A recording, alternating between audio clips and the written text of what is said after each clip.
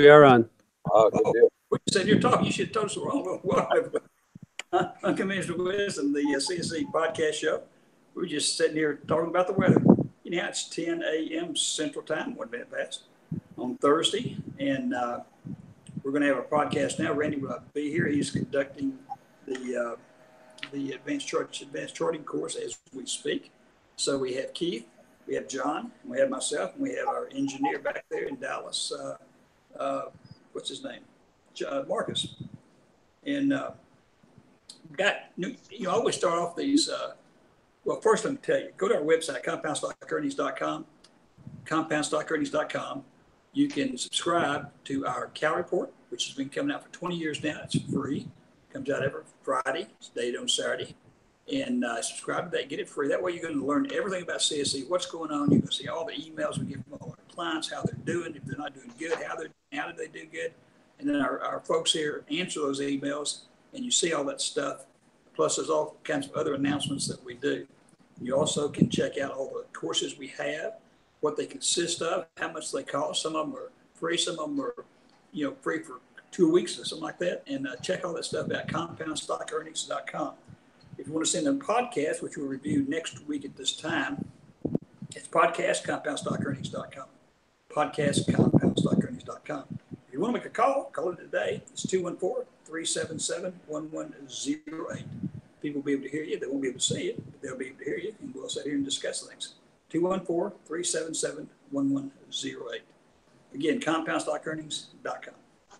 And you find out all about the company. Subscribe to the free Cal Report. During this period, I always announce something, huge that just affects everybody's life. And I really got a cool one this time because this service I subscribed to, I got an email yesterday. And it says, Warren Buffett warns of an upcoming mega catastrophe. It says, I'm just going to read it. It says, when such a mega catastrophe strikes, we'll get our share of the losses, and they will be big, very big.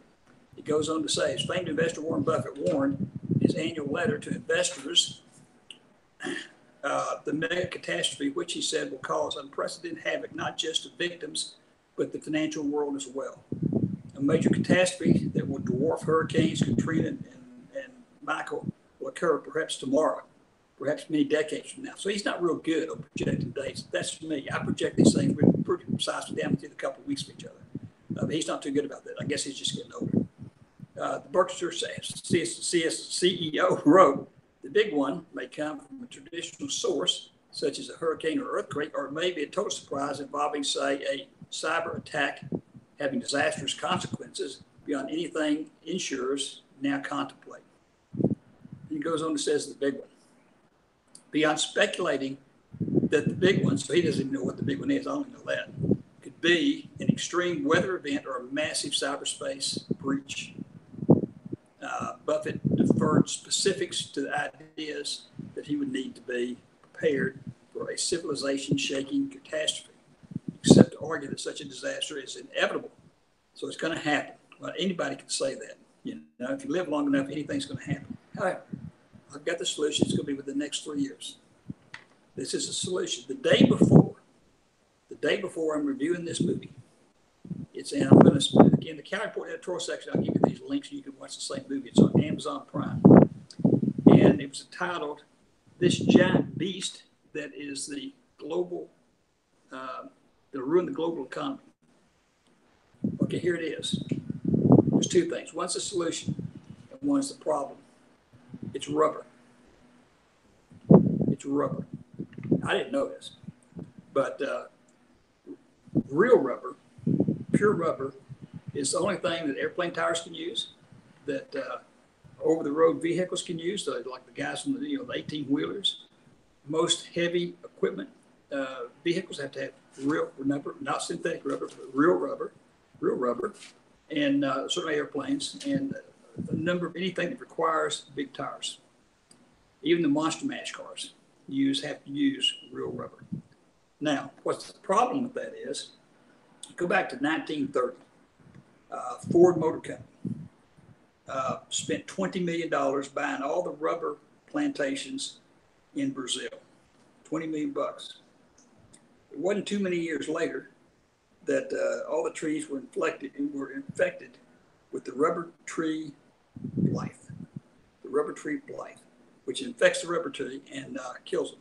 And the reason it's a terrible problem is that all rubber trees have the exact same inner genetics, whatever you call it. And so they have no resistance to the blight. It's one tree, it instantly will go to the next tree. And you can wipe out a whole forest within just a few months. And it happened.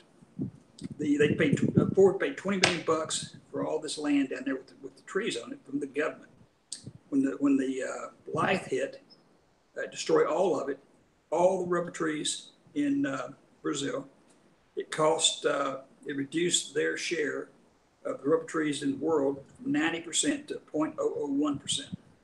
And they ended up selling all that back to the government for a loss or a return of 0.001%. So, I'm sorry, their market share of all their trees went 90% to 0.001%. So then the rubber shifted over to Asia. And it had already been some going on in Thailand and stuff. And now that's primarily where all the new rubber comes from. The rubber is natural rubber. It's just a raw sap, latex. You've probably seen these pictures. They have a little thing stuck in a tree that comes out in a little bubble. They can only do it at night because during the warmth of the day, it won't flow. So you got all these little people out there, all these people in the morning going out and picking up these little pups, pour them in a can. And they get a lot of that in there. They take the can in and sell it to a guy that's going to process it. And the problem is most of these trees are owned by little bitty farmers that don't make a lot of money doing this. So none of them want to do it anymore. They just don't want to do it anymore because now they can just get rid of all the trees and put a little, cabin in there and rent it and make more money. They only made a few $100 a month doing that. Or they only still to this day make a few $100 doing this. So that's not a real good situation considering the whole world, everything you deal with, your shoes, clothes, everything has real rubber in it. And real rubber will only work, not synthetics that are mixed with oil and stuff like that. I'm sure they make synthetic tires like on bicycles and maybe motorcycles, maybe cars. Some vehicles have probably non-real rubber. So if there's right now in Asia, if there's a problem with the rubber trees, either the blight hits them, and there's no cure for the blight. Either if it hits, it kills everything, or it doesn't. Or all these little people decide they want to build houses on their land instead of rubber trees and make a lot more money. And we're not having rubber, in which case you're not going to have any American airline planes landing because they're not going to have any tires because they've tried for everything to use something other than real rubber and it doesn't work. They just blow out instantly. And you're not going to have any long haul trucks on the road. You're not going to have a lot of stuff that rubber runs on. Plus, a lot of other things, bouncy things. You get in and bounce. Those are real rubber. So it can be a real huge, huge problem. Now, what's going to happen unless the solution comes along? The solution, there's a company, big tire maker over in Germany, probably the biggest one, Continental. Continental has been working on this now for 15 years. What do they do if they no longer can get real rubber? So everybody's sitting down. Here's the solution. The solution to the real rubber problem is dandelions. Dandelions is the solution to the real rubber problem. Now, dandelions, it takes a lot of dandelions to make a tire. It takes to make one tire 2 rubber trees to make one tire. So you can imagine how many dandelions it takes. Dandelions have the exact little what do you call it? Sap type stuff, raw, latex, as rubber trees. The problem is they're little, and you got to really process them. You can pick one up and you can kind of split it like that, and then sap will come out. But if you're trying to do a bunch to make tires, and they've already made some tires, and the tires have all the same characteristics if they have real rubber, but they don't have enough dandelions to make many tires. They project probably they won't be ready to make tires from dandelions if they need to, if there's something disruption in the rubber situation, for probably 10 to 15 years. They've been working on it for 15 years already, but it's such. And one, it takes a lot of acreage. to do enough dandelions to make rubber tires. So I predict 5 years, 4 or 5 years, and we'll have a big problem as to answer, Warren Buffett's thinking.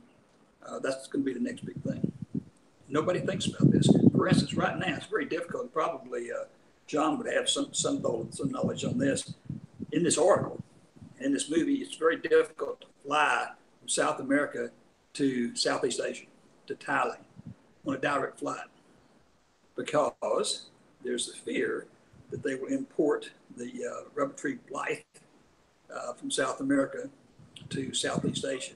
So you typically have to stop somewhere in the States, maybe, in Hawaii, maybe somewhere else between here and Southeast Asia that has not had rubber Blythe.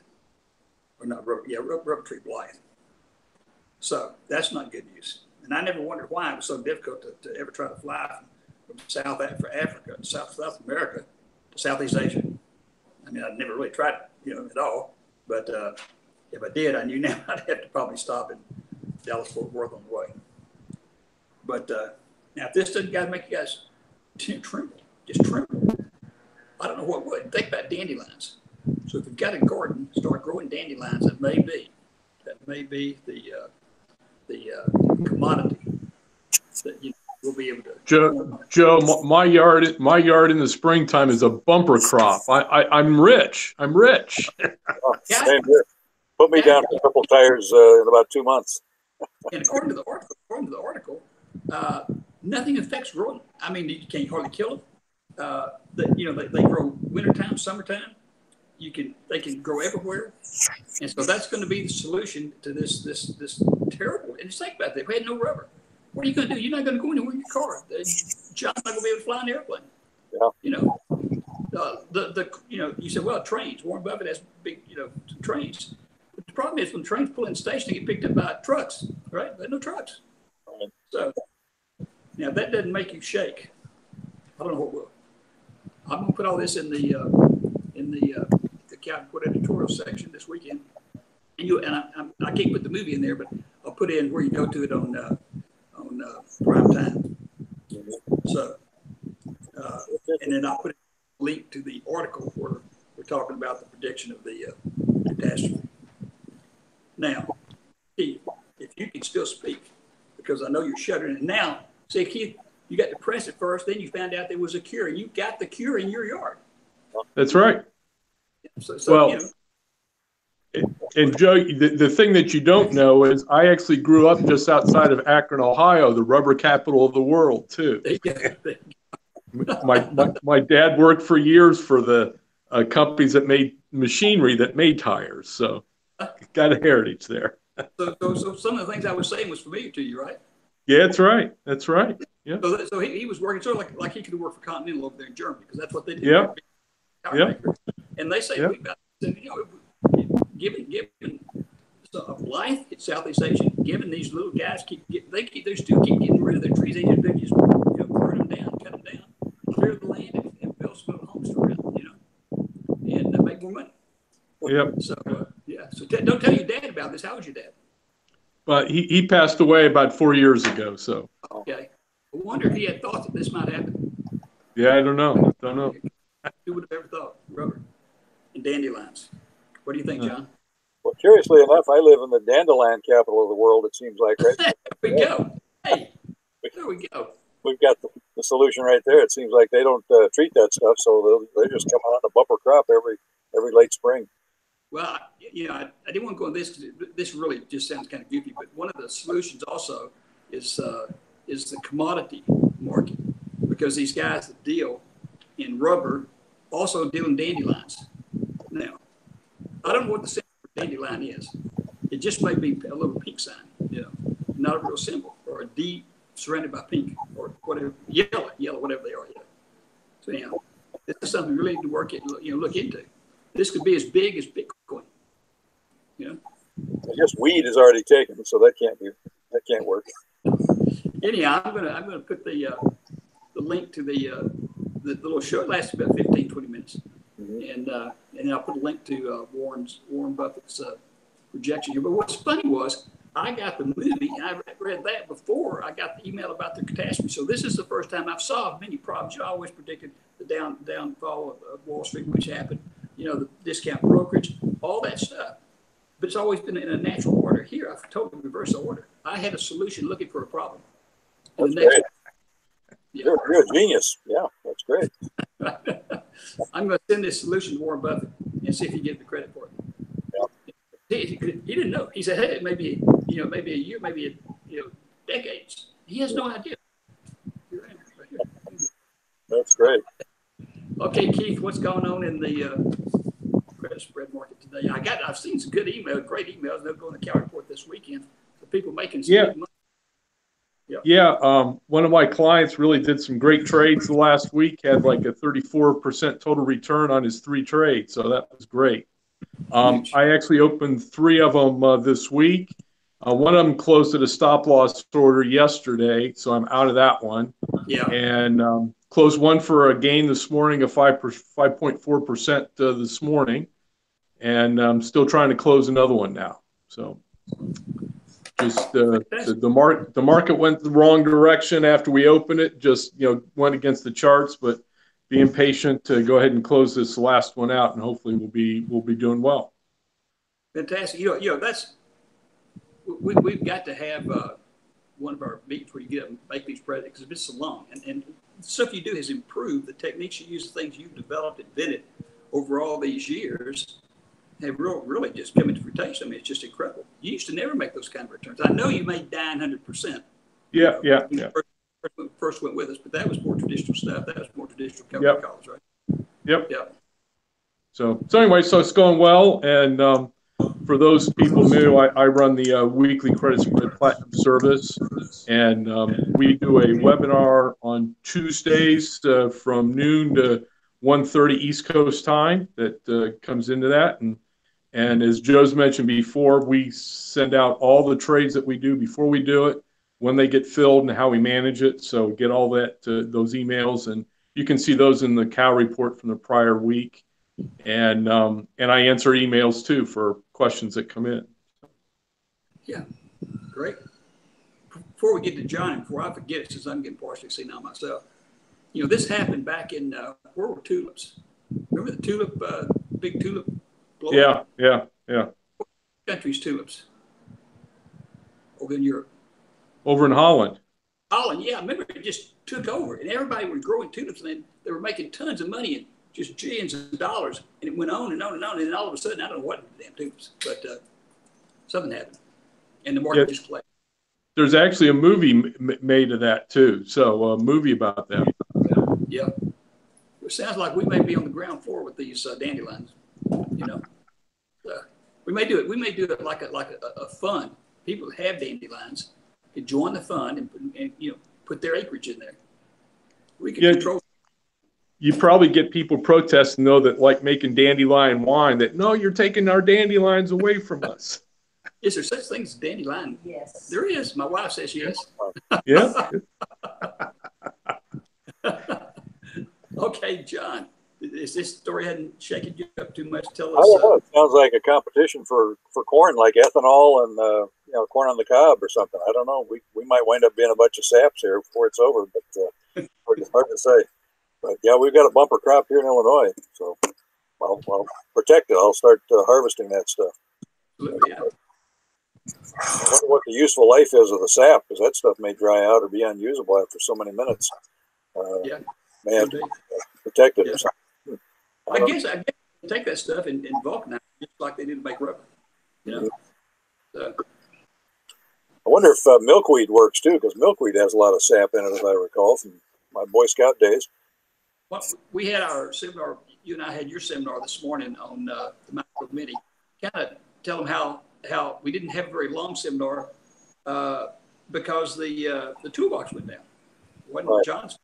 It went down, and it took Sue Ann probably 15, 20, 30 minutes to get the computer guys to get it back up and running. But I understand it's working. So if you were on the seminar this morning, it's working now. If you have any problem, give Sue Ann a call. But you need to cut off your computer, just start it back up, the whole process again, And I tried it right before we came on this podcast. It was working fine. So. Yeah, the ice charts I was using, it just didn't log back in at 8:30. It started with whatever time you logged into the ice charts, and then it seemed to be accurate in real time from then on. So hopefully it's working. Much luck on the micro minis this week. We got one more day left because it's market hadn't been right. But the first 3 weeks of the month, this is the last week of the month. The first 3 weeks of the month, we averaged 1.6% a week. You know, we're trying to average 1% a week. We average 1.6. So even after tomorrow, if John doesn't do anything, then we're probably going to have one kind of plus. So it's going to still be a good month. Mm-hmm. And, you know, I shoot those figures out that shows it's compounding 1% a month, once a week, not 1% a month. Everything I said when I said month, I meant week. 1% a week, 52 weeks of the year.